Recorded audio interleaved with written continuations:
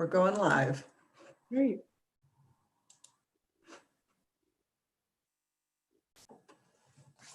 Good evening and welcome to our Waltham Public Library program, What's Your Story? With author Rebecca Walker.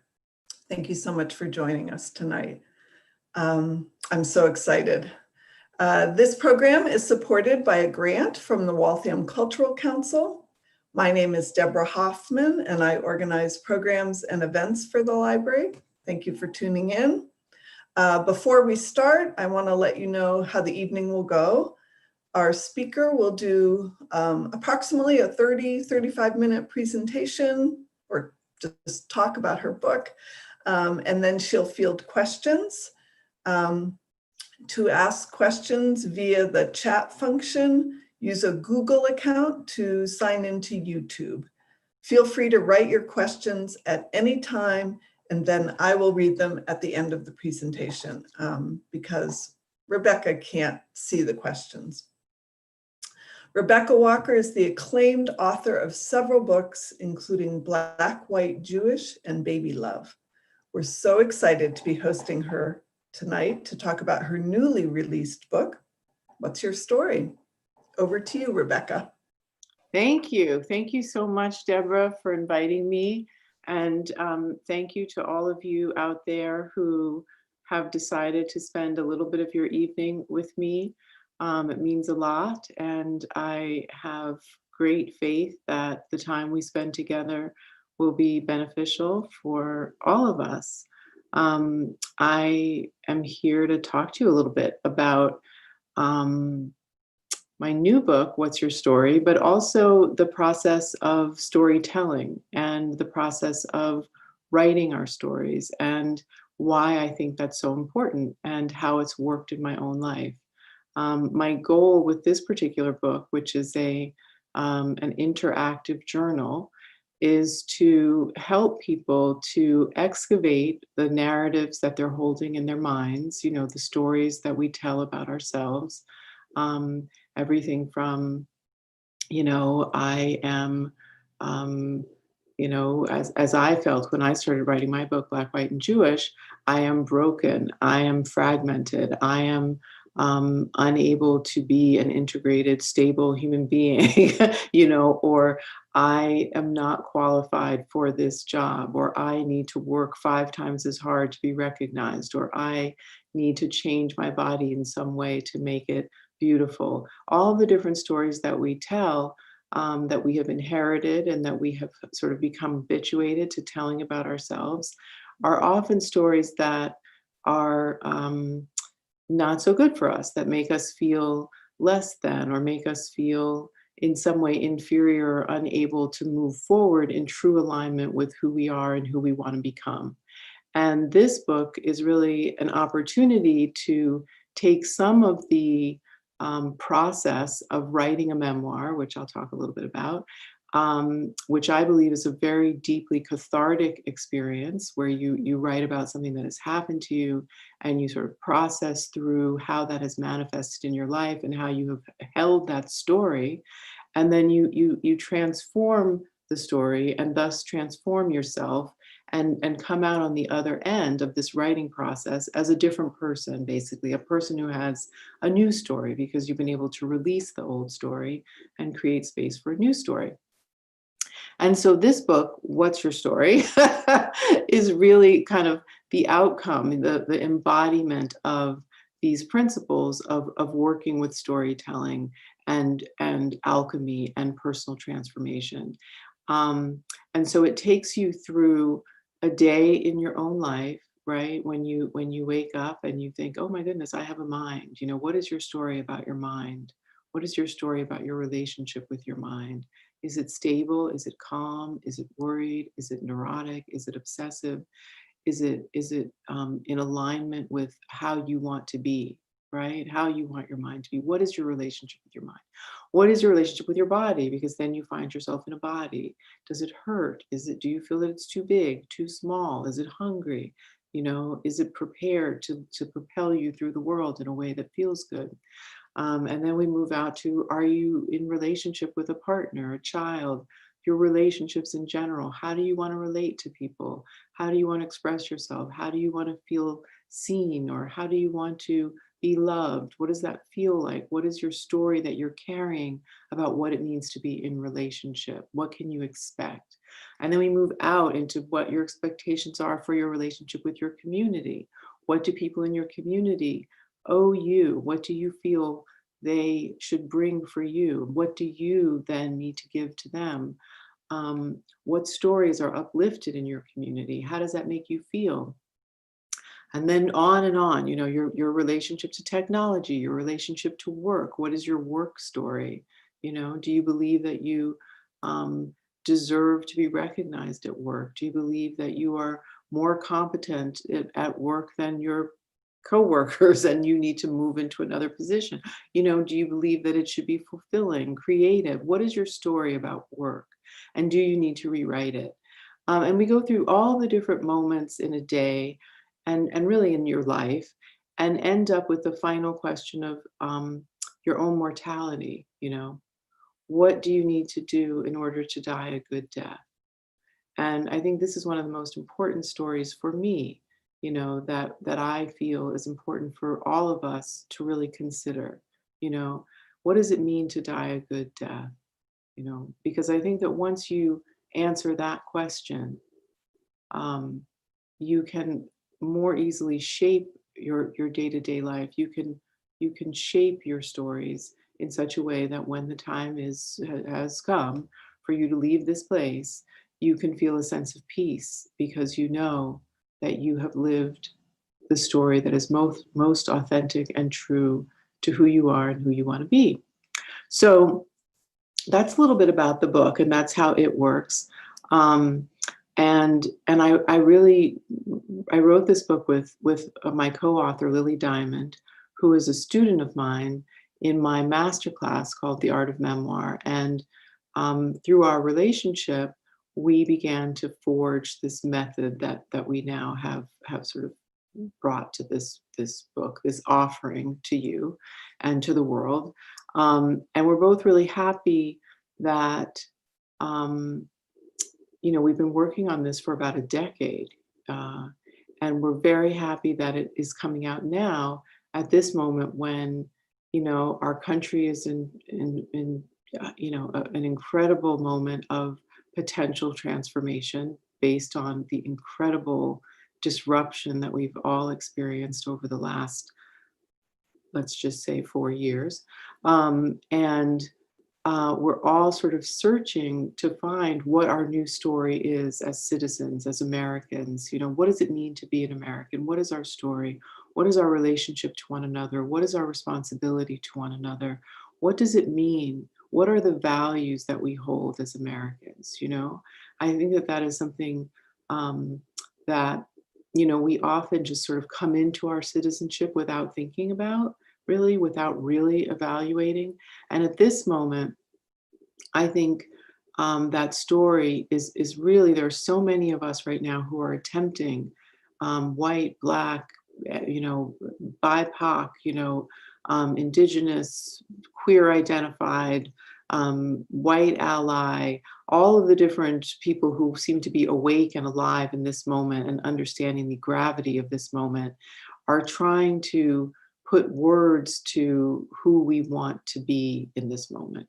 And I think who we want to be, and I know who I want to be, is someone who I want my story to reflect my sense of justice, my sense of connection, my sense of commitment to not only myself, my family, my community, but also to this planet, to this earth. And so, one of the short stories that I've rewritten through the process of this book in this moment has to do with my relationship with the earth specifically. And, I come from a long line of gardeners, and my mom can grow anything. It seems like she looks at the ground and a huge, gorgeous fruit emerges, so she's got magic there. And I've always felt a little bit alienated from that process, even though she has that, her mother has that, her mother's mother has a, and I feel that part of what I want to try to do in my personal story with the earth at this moment is change it from alienation to real engagement and a real connection to this ancestral power that I feel I hold within me. So I'm trying my hand as I rewrite this story of my relationship with the earth and my ancestors to grow collard greens in a pot outside my studio. So that's a small example of rewriting your story. And that's one that's very important to me at this moment. And that's a part of this collective rewriting. And also, if we're talking about the earth, and I think it's so important that we do, one of the questions in the book is, who were the people who lived on the land that you live on right now before you, not 100 years, not 10 years, 200 years ago, 300 years ago? Who were those people who took care of this land and that allowed you to come and be on it? And what were their beliefs? And how do you feel about the distance between who you are right now and your experience of the land and them and what they were doing on the land? And how can you bridge that gap between you and them?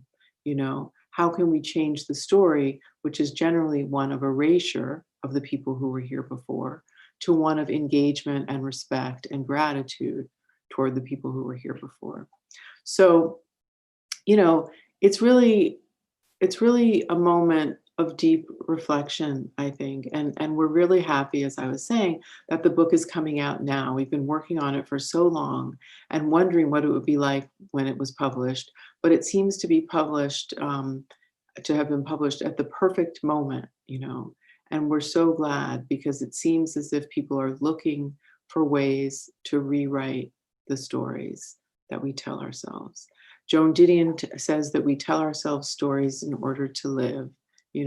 Stories are how we understand ourselves, how we understand the world around us, and we are the writers of those stories. And so it's very, very important, I think, to deeply excavate how we got the stories we hold and make sure that we are telling new ones that are true to who we are. So that's what I'm talking about these days with the new book. It came out yesterday, and we've been really thrilled by the responses. We've been doing some events and getting lots of great questions from people, about rewriting their stories around relationship and with their mothers, with their lovers, about work. If they hate work, how can they pivot from that job? All kinds of really rich questions. So I'm looking forward to your questions at the end of this conversation. So please do write them down and figure out whatever the way is to put them in the chat so I can answer them. One of the things that I really love about spending time with readers or people who are interested in what I have to say is the interactive part of our time. And this COVID format of Zoom makes that a little bit harder, because I would ordinarily be seeing your faces, which I love to see. And we would have a kind of energetic flow and knowing of one another that's harder in this context. I'm looking at a little green light up there and I'm imagining your faces, but I can't see them.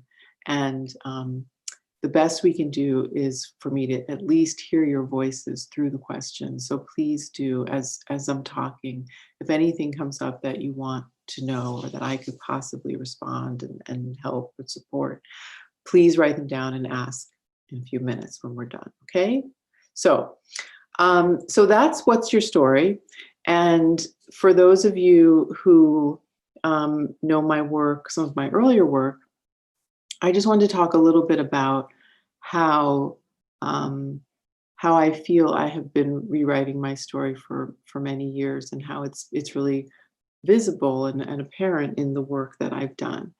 And I want to invite you to, if not read the work, at least consider whether or not some of the work that I've done and the changes in my story that I've made in my work are relevant to you or any of the people that you know and might be helpful. I found an old copy of my first memoir, which is Black, White, and Jewish, which Deborah mentioned. And I love this book so much. And I wrote this book because I was really feeling at the time, when I was in my early 20s, very fragmented and, as I said earlier, pretty sort of broken. You know, my parents met in the civil rights movement and had me, and I was considered a movement child. So there was this great sense of promise, you know, of what my body represented, a kind of post-racial, hopeful future. And sadly, they divorced. And so that whole dream, that story that was written on my body, sort of fractured into a million pieces, right? So one moved to New York, one moved to San Francisco, and I spent my life going back and forth between the two very, very different worlds, and learning how to adapt in these different environments and put on and take off, you know, sort of performative um, gestures and ways of talking and ways of thinking in order to adapt to the different environments.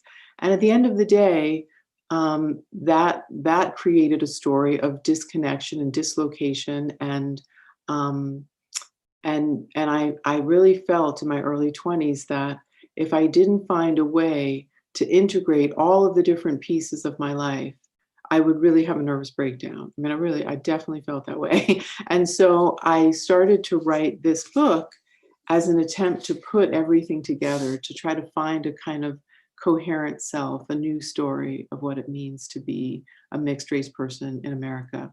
Um, and, you know, when I finished, I actually felt that this was the first place that all of me had ever lived at one time. You know, it felt like the embodiment of a whole self. I could coexist peacefully within the confines of this book. And that was very reassuring and very healing. Um, and as I said, this book was about really moving from being what I call the tragic mulatto, which is a trope that we all know, the mixed race person who can never find a home, who's always betwixt and between and miserable because of it, and sometimes suicidal because of it, and sort of changing that to being a magic mulatto, you know, someone, you know, the Obama mulatto, the mulatto, the mixed race person who is able to draw from the many different sources that are in their being, in their DNA, and use those to be citizens of the world and to have more empathy for more people outside of just their one monolithic racial or cultural identity. And it really worked. You know, the process of writing this old story and making space for the new story worked. So when I do readings from this book, sometimes I think to myself, I don't even remember feeling this kind of fragmentation. It seems so distant, you know. Um, and that was the beginning of really understanding the way writing one story works, and how there is this profound connection between um, telling your story, making a space for a new story, releasing the old story, embracing the new story, um, that that is profound, that is beyond logic and rational thought, that is a magical thing, you know. And so that first book did that for me. And I'm so grateful. And then I sort of got, you know, addicted to that process. And my second book, Baby Love, is similar in some ways. You know, that book is about it's called Baby Love: Choosing Motherhood After a Lifetime of Ambivalence. And that book too was about really having to look at the narrative that I had been given around being a mother. And I grew up in a very feminist, womanist community in which the story about motherhood was one of kind of enslavement and the loss of one's identity as a woman. And it was not a pretty picture. And yet I had a deep longing to become a mother.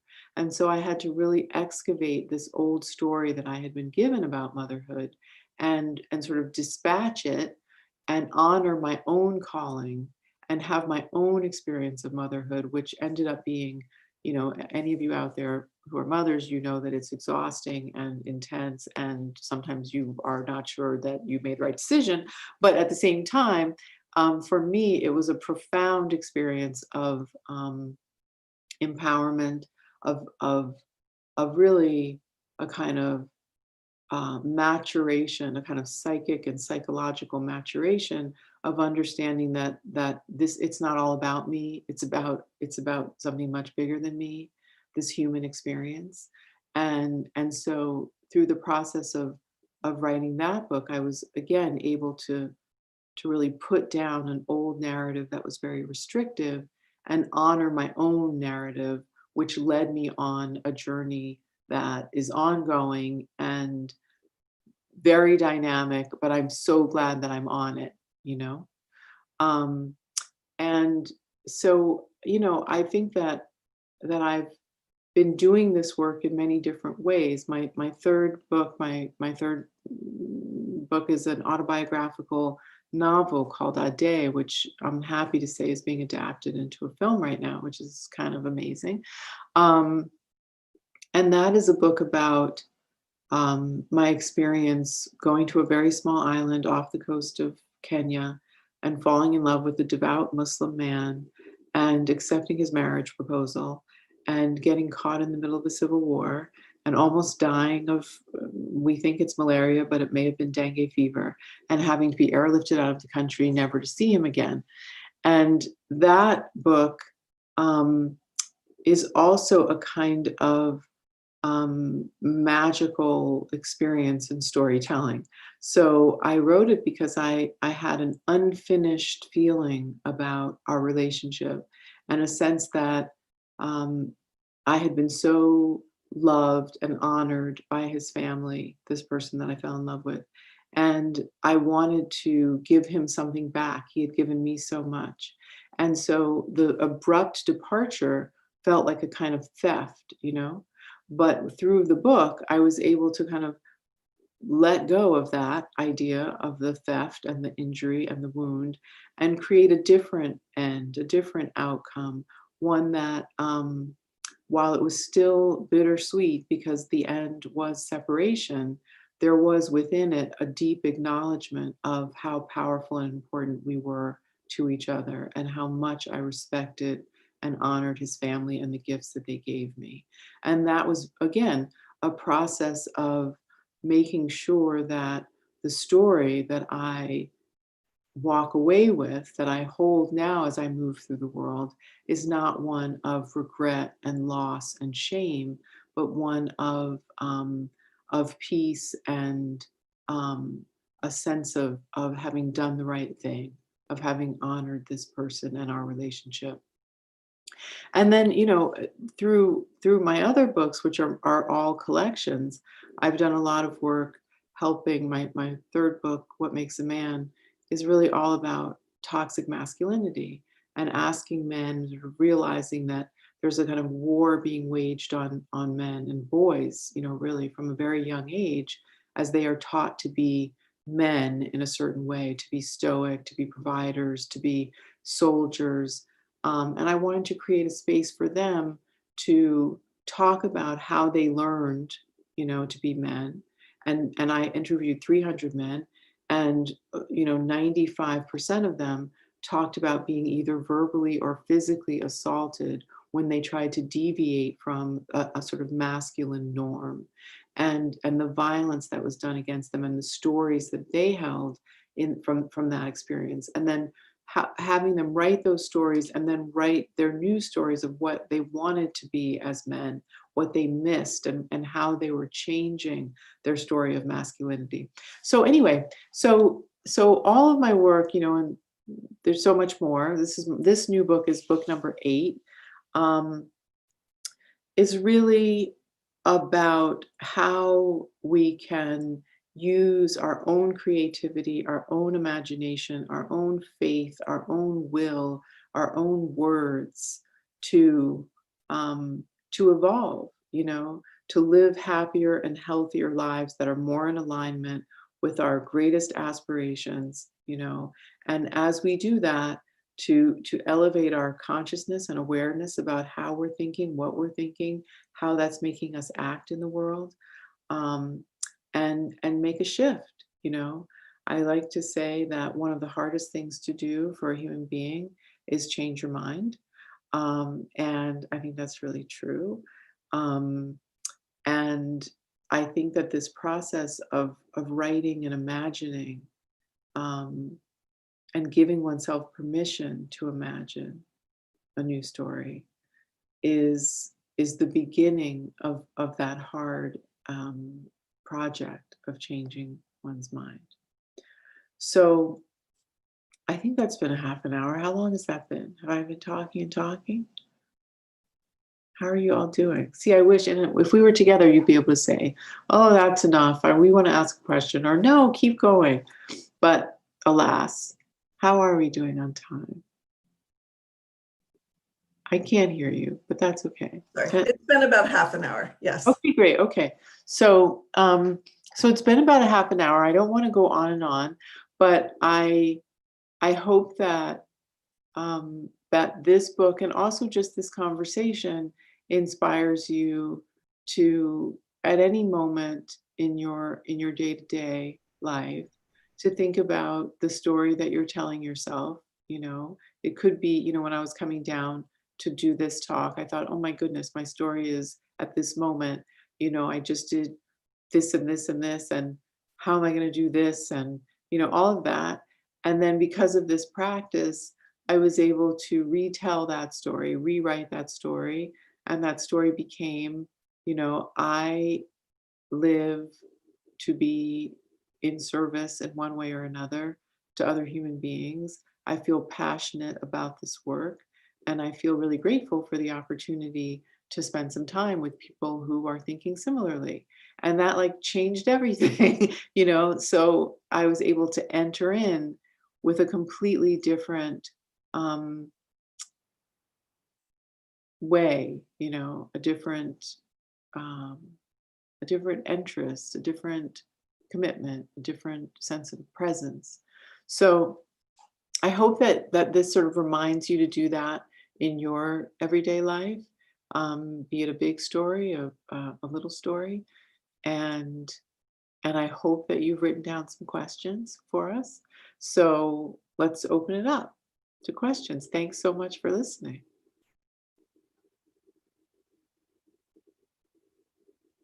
Do we have questions? I can't hear you. There Sorry. you go. That's Thank you so much. I'm really, my mind is spinning with lots of questions of my own. But I do have some in the chat, so I'm going to start with those. Yeah. And you'll see me looking at the screen over here. One person says, I've been wanting to write a book for a long time, especially over the last 4 to 5 years. Okay. What advice would you give to someone who has no idea how to write a book? Thank you. Yes. Well, well, the most important thing I would say is to read a lot of books. And I'm assuming that since you've come in through the library here, that you probably do read a lot of books already. And as you may know, I do teach this masterclass in writing, so I think about this quite a bit, because many people have this sense that they have a book in them and they just don't know where to start. I like to suggest starting with if it's a memoir, starting with a deep understanding of who you are in the moment, of who you are, what you're holding. So if you're writing a book, and I've worked with people who are writing about so many different things, I'm just going to pull something out that just came to mind. If you're writing about an experience of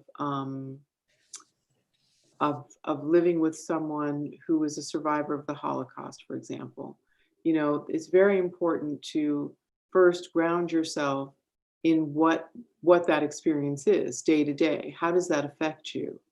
How do you feel? What are the moments that you feel the experience of that person affecting you, right? So beat by beat. So you just start to write those moments down, start to take notes, and then start to think about, when that began, how that developed, how you lived with that, this year and then the next year and then all the way up to the present. You really want to be drawing a line between the first moment that you became aware of this experience to now, and how you have changed in the course of your understanding of it, right? Does that make sense? So basically, read a lot of books, figure out what you're writing about, right? So people who write memoirs, sometimes they think, oh, I should just write about my life. No, you want to write about one aspect of your life. It can be about, being a gardener. It can be about taking a trip to the Himalayas. It can be about breaking your leg. It could be about, being obsessed with technology. It can be about becoming a mother. It can be about anything, but it has to be something that is thematically clear, right? So you figure out what aspect you're interested in, and then you create a beginning and a middle and an end around that story. So usually the beginning has to do with some kind of event, confusion around this topic, right? And then there's a documentation of that confusion and how it's played out in your life and shaped your life. And then there's usually a 3/4 point, I like to call it, the point of transformation, where you become the Jack and the Beanstalk. You climb up the beanstalk, you recognize what you've done, you grab the golden eggs of wisdom from having survived whatever this whole thing has been, and you figure out how to survive it. And then you bring that wisdom down, and that's what brings you to the end of the book, right? So you really want to think in terms of a structure and a theme. Yeah. And then feel very confident, or try to be comfortable in speaking, writing in your own voice. Don't worry about what this one sounds like, what that one sounds like. Just start to tell your story in your voice and let it walk you through these steps, right? So voice is very, very important. I'm hoping this is a memoir, because that's really what I'm talking about. When you think about different kinds of books, memoir is generally driven by voice. So the authenticity of the voice, the ability of the voice to notice details, what things that voice, that being, is aware of, and how the environment informs the voice. Who you are is all transmitted through the voice. Your level of awareness is transmitted through the voice. So find your voice, find your theme, find your topic, find your beginning and middle and an end, and really believe that one of the goals of writing a memoir is to help people find those same golden eggs, those nuggets of wisdom that you found at the pinnacle of your journey, and give them to them. It's about generosity. You write memoirs to save yourself, and you write them to help others to save themselves. I hope that's helpful. I hope you're not writing a biography or a novel. But if you're doing any of that, it's fundamentally the same. Just don't be afraid. Just try. Just try. Just Okay. start. We have a few more questions here. Being a person who was adopted opened me to empathy. Yes. I couldn't blindly embrace tribalism and racism, because I asked myself, what if I am also one of them who Yeah. were being othered by my peers? So not really a question, but a comment. Absolutely. I deeply relate to that. When you come from so many different places and you have been an outsider, you really, understand how othering is the problem, and how you can always be an other. And so then once you get through that, you realize that no one is an other. And if you make someone else an other, then you're perpetrating everything that's been done to you. So I really relate to that. And it's interesting that realization comes from so many different experiences. That adoption can give you that. Being mixed race can give you that. I mean, there's so many ways in. And I find that to be challenging. The last few years I've been really challenged by that. I think that it's very easy, or it has been for me, to be open to not othering. But I have been very challenged in this political climate and this administration particularly, with my own sense of working with, othering, because I feel that I have been so othered by many. And and when I look at some people who are doing that, I try to continue to extend compassion. But it has been a time of great practice for me, of really trying to remember how important that is, even when those people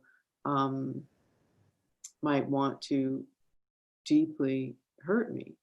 And so, there's wisdom in not othering people, but you also have to be skillful. You have to make sure that you're navigating that space. You can't be too open and leave yourself vulnerable to real danger.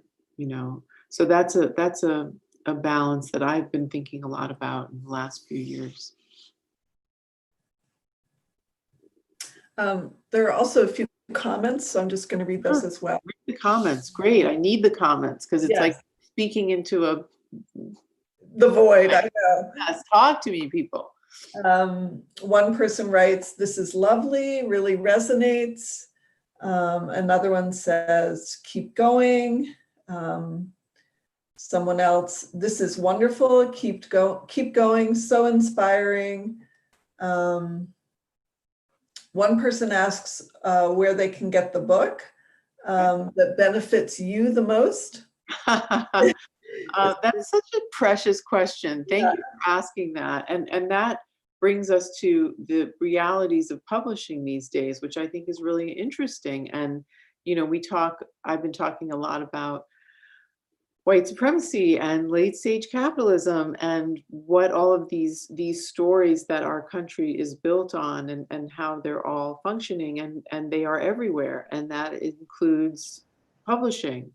And in this initial phase of the book launch, it is actually best to buy the book from Amazon. And that has to do with the way in which the Amazon metric affects sales and purchases from all of the different bookstores, and in a way that buying it from an independent bookstore now really won't. So like, for instance, and I'm just going to be transparent here because I think it's important for people to understand how this works. So I just got an email today. So there were 500 pre-orders from Amazon of this book. And because of the 500 pre-orders, they increased their buy of the book from 100 copies to 3,900 copies. Okay. Now, in Bookland, that's really a lot. Most books don't sell more than 5,000 copies, if you can believe it, which is unbelievable and sad and whatever.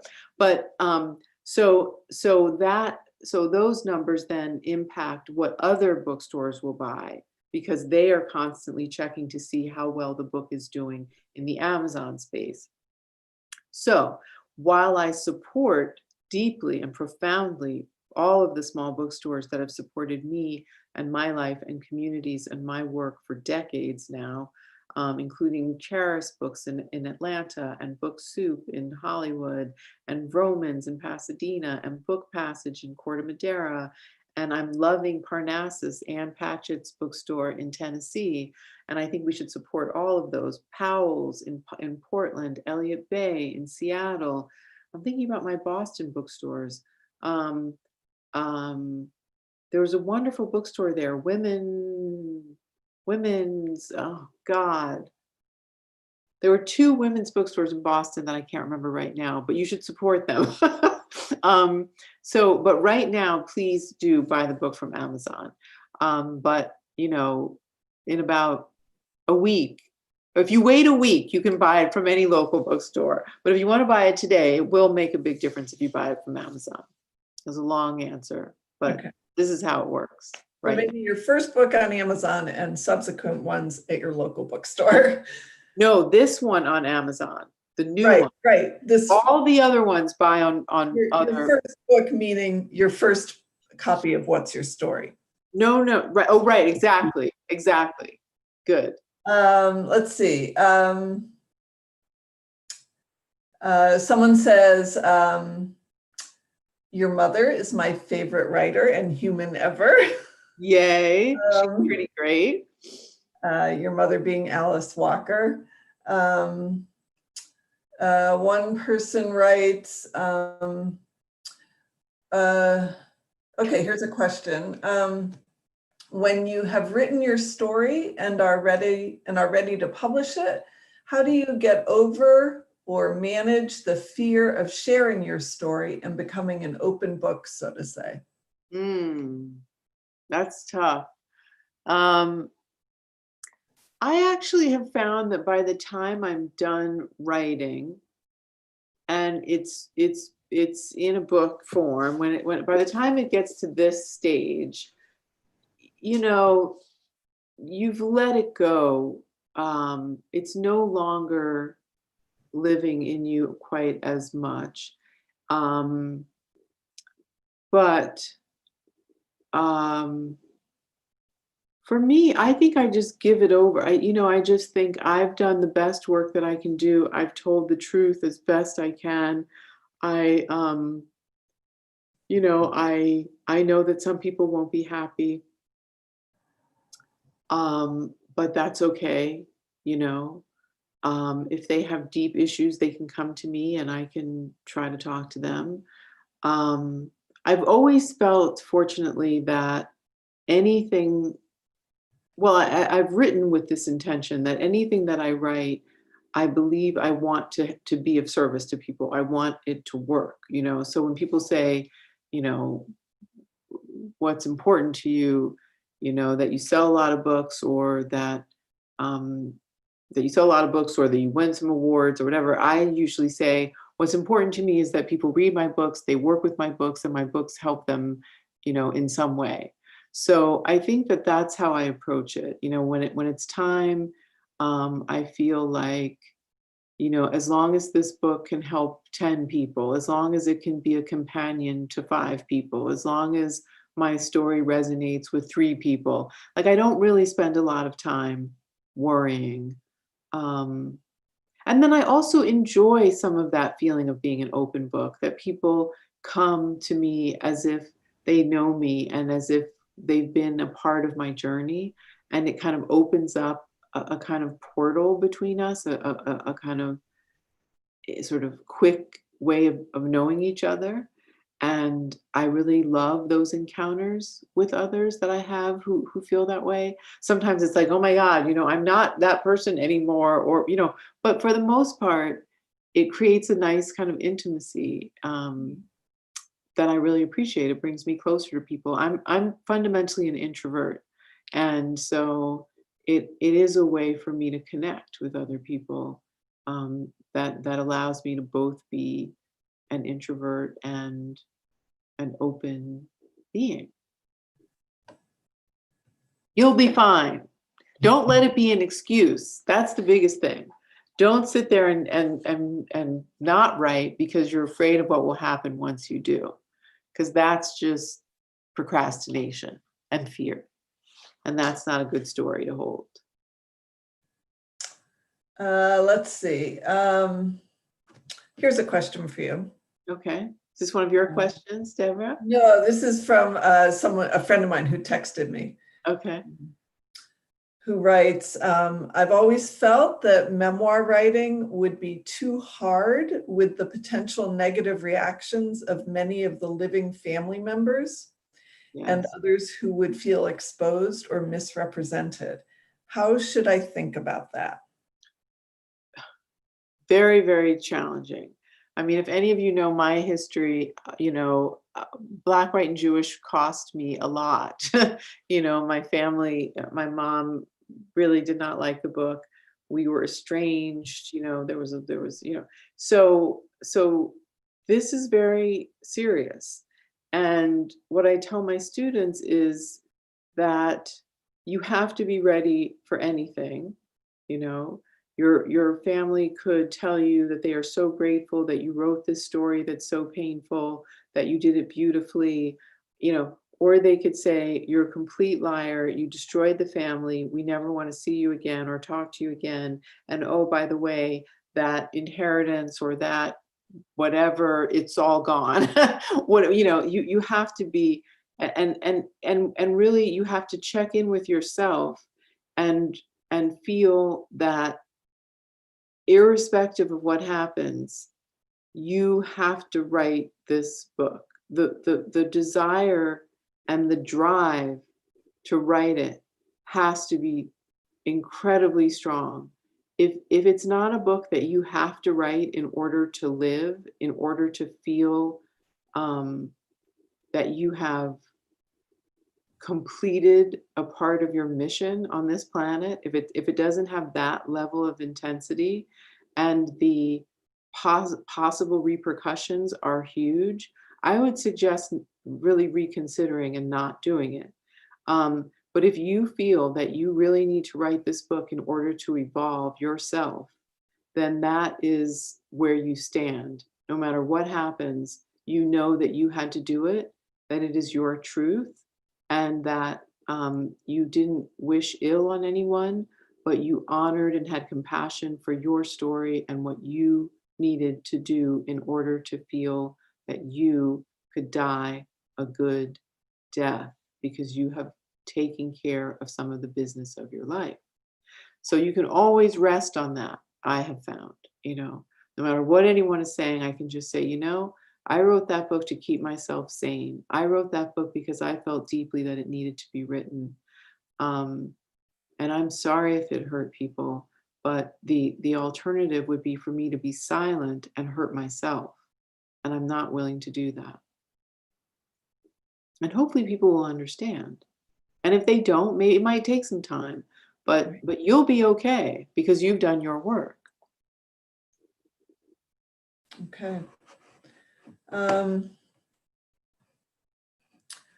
One person writes, delighted and moved to hear you, estranged from my daughter, now 35, since she was 14. Oh, gosh. Can you talk about your reconciliation with your mother and what, if anything, writing played a part in that? I'm so sorry that you're estranged from your daughter. That is very, very difficult. Very painful.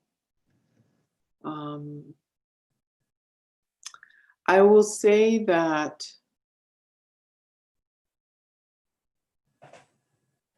there came a time for me when I realized that, again, part of what I needed in order to die a good death was to have peace with my mother and to make sure that she knows how much I love her, how much I feel grateful for all of the ways in which she has made me who I am today.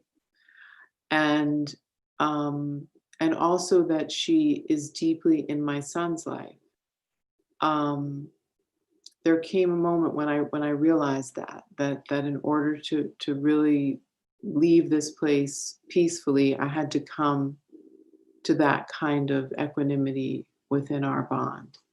And so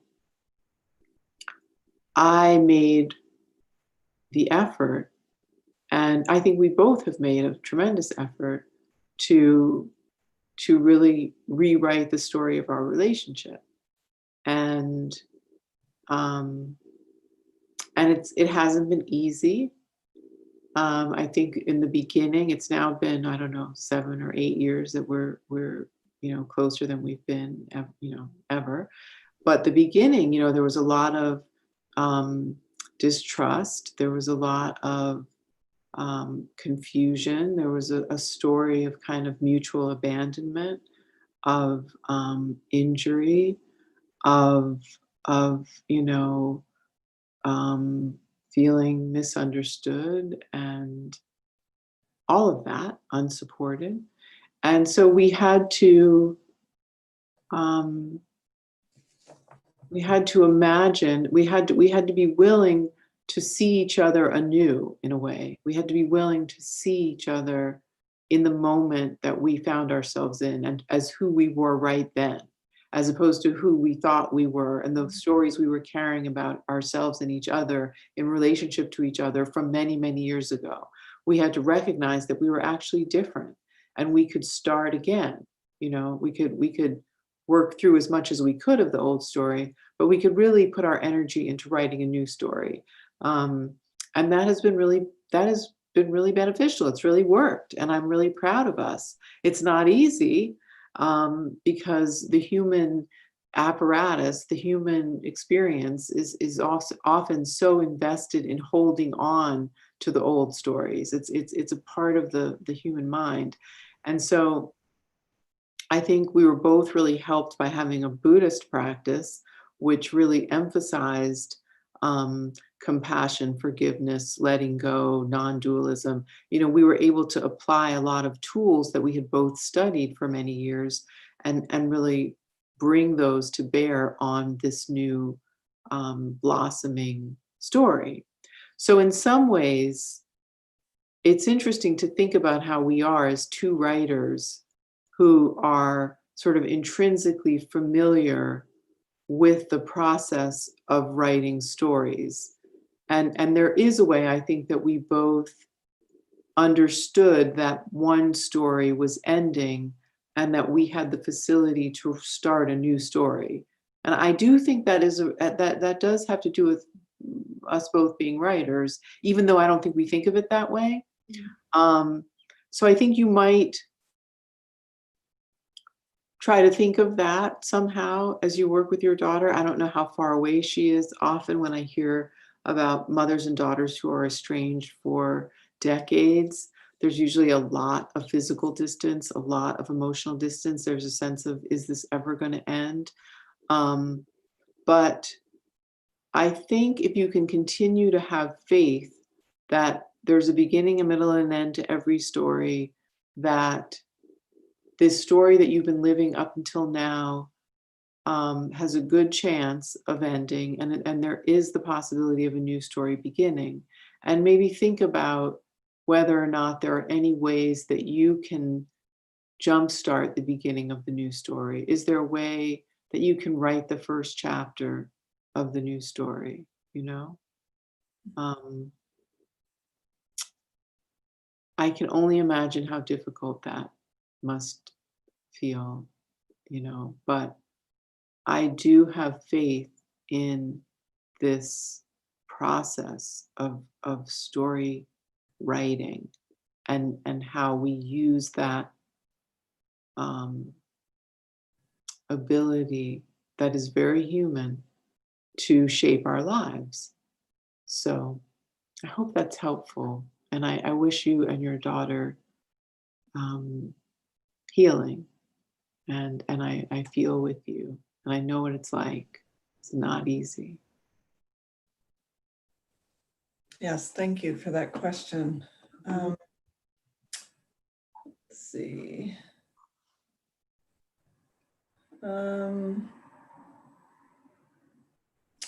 If you could go back and give your younger self one piece of advice, what would it be? If I could give my younger self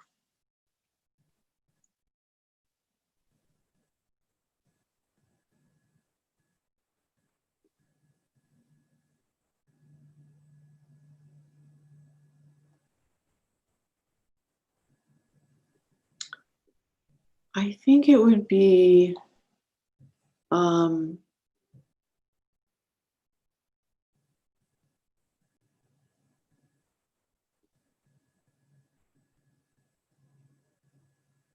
don't let people make you feel bad about yourself. You know, you belong everywhere. You belong. You don't have to perform to be loved. I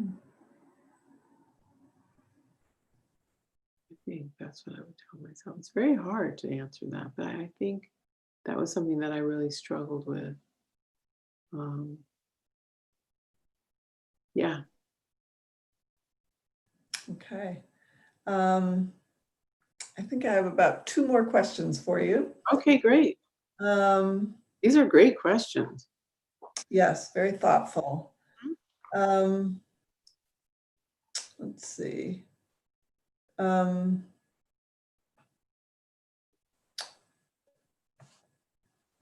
are folks who take a writing course more successful in producing than those who don't? That's a great question. Sorry about the yawn. That's a great, great question. I think I have taught,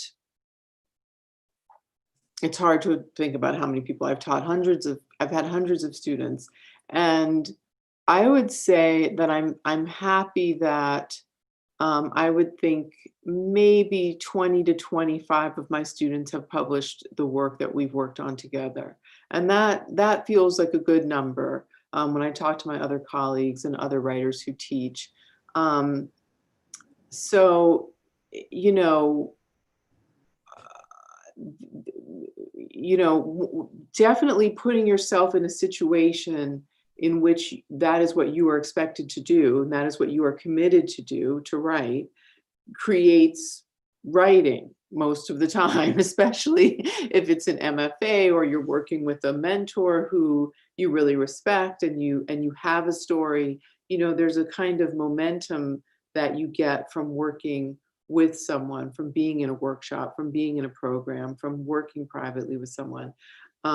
Just because you're consciously setting aside the space and you're accountable to someone else, not just yourself. So I would say that in my experience, there is great benefit to that way, but everyone is different. So, I, for instance, wrote all of my books, except for A Day, actually, but I wrote all of my work outside of any workshop, outside of college, outside of an MFA, even though I ended up getting one. And I am not someone who really does my best work with other people. I'm the person who writes an entire book and then gives it to the publisher or to one person and says, okay, it's done, or read it for me and tell me what you think. I don't like working by committee. I don't like opening up my process and my soul, when it's not quite cooked. But then, I've been highly motivated to do the writing that I've done. So, I think it depends on you and knowing yourself and knowing what you need in order to get those pages out, in order to tell that story. If you're a person who is more productive in relationship, and feel, that you can get more momentum working with someone or in a group, then you're that kind of person. If not, you're the other kind of person. It always comes back to knowing yourself, and trying different things and seeing what's most successful. That's a great question, though, because so many people are running to get their MFAs, and I'm not sure they're actually producing that much more work, or if the work is that much better, but then at the same time, some really are. So, figure it out. Figure out what you need. What works, right? Yeah. Just a couple of other comments and then one, Sure. maybe 2 other questions. Let's see. I'm so grateful that you're in one another's lives again, talking about your mom, even though I'm pretty estranged from my mother. And someone who really liked your comment about that you belong, and that really resonated with her. Here's a question for you. What is your superpower that you've derived from knowing your story and yourself better through writing? I think that my superpower is the ability to help people change their stories and their lives. And I guess that's a result of my work, but it also seems to be how I came into the world. I think my superpower is really listening to people's stories and asking the right questions and steering them in a different direction if that direction is better, and helping them to find a new way to be. Um, that's definitely my superpower. Anyone in my life would tell you that. um, you know, it's a kind of seeing through the performance that we're all doing. It's about a kind of X-ray vision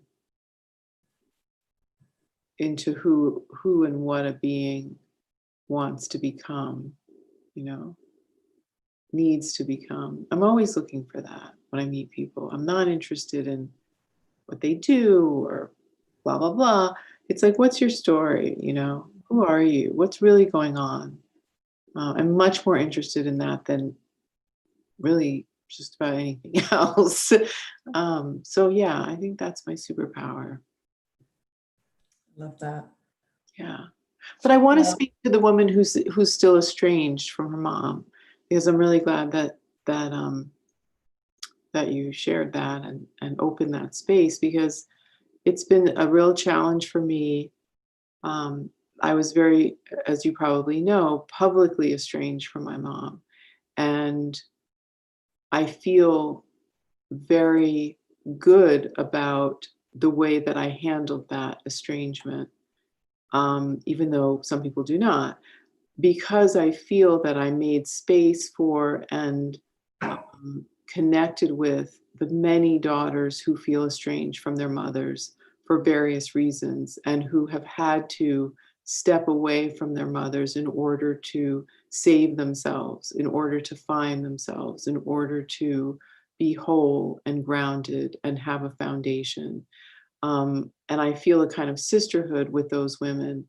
And as I have healed some of this or moved forward with my own mother, I really want to make sure that I stay connected to those of you who resonated with my journey, and um, feel connected, because I am still, even though my mother and I are very close and there has been healing, I am still the woman who deeply believes that sometimes getting space from one's mother, father, sister, brother, whomever it is absolutely critical and necessary, and an act of self-care and salvation. And so I just want to say to you that I am still you. You are still me. We are still in that same story, even though I am close to my mom again. And I hope that you find that. And I will never regret the separation that I took from my mom. It allowed me to really um, individuate and come into my own power, to the point that I um, could withstand just about anything. So I applaud you if it has been your decision to step away, and I support you on that journey. In response, thank you, Rebecca. I don't have words right now around that, but appreciate your words deeply.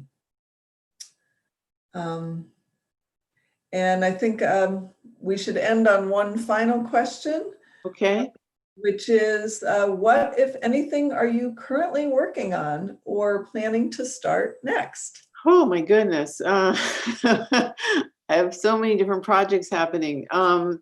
So right now I'm working on a collection about women and money, because I think it's one of the last taboo subjects in some ways, that we don't talk about our stories, around money, and making space for those stories. And that's been an interesting project. I'm working on a new novel, autobiographical novel, of course. I'm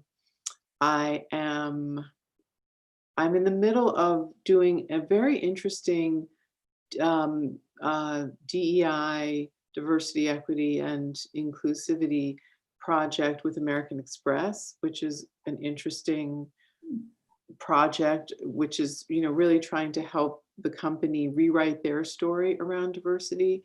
And it's been interesting to kind of interface with corporate America and the way they work, and the stories that they tell.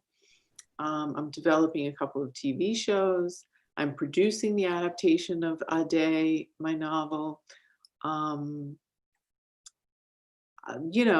Should I go on? I have a lot of different projects happening, and right now the focus is making sure that this book gets into readers' hands in the way that I feel it should. And then, to keep flying, to the best of my ability, keep showing up.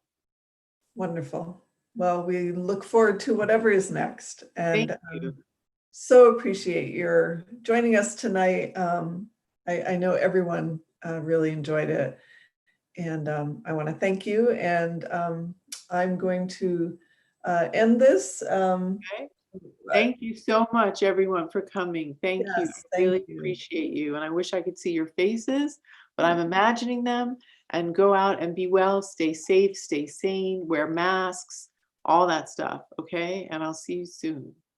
Okay. Good night, everyone. And thank you very much.